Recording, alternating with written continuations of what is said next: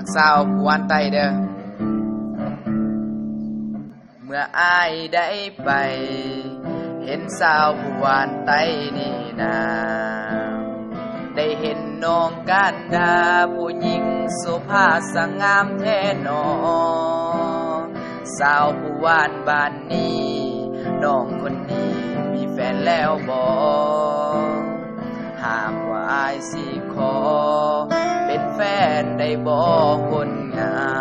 มถึงอ้ายบ่หล่อ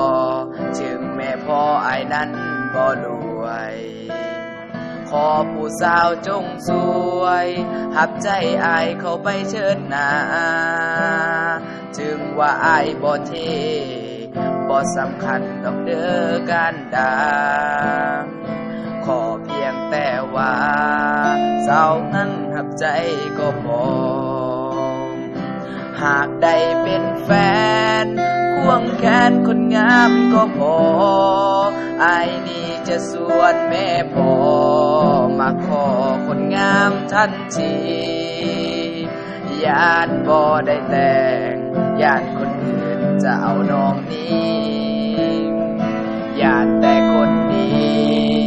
จะมีคนใหม่จิ้มอ้ายขอสัญญาว่าจะหักน้องนั้นคนเดียวจะบ่ไปยุ่งเกี่ยวกับหญิงอื่นใดเลยนางขอแต่สาวผู้หวาน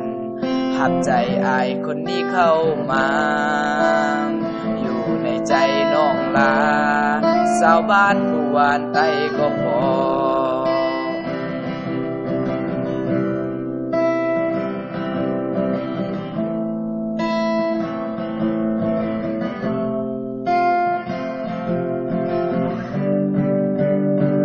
หากได้เป็นแฟ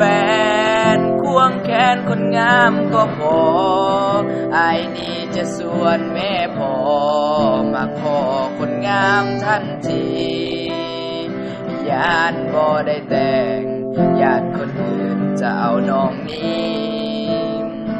ญาติแต่คนดีจะมีคนใหม่จิ้มอ้ายขอสัญญาว่าจะหักน้องนั้นคน